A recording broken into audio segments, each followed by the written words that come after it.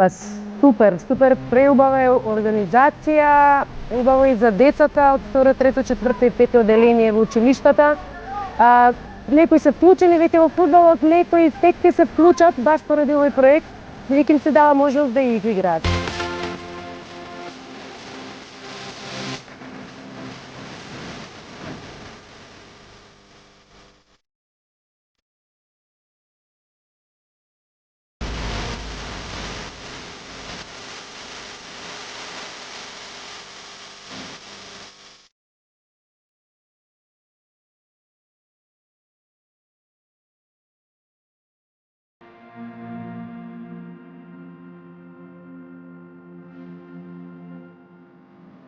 Два, три,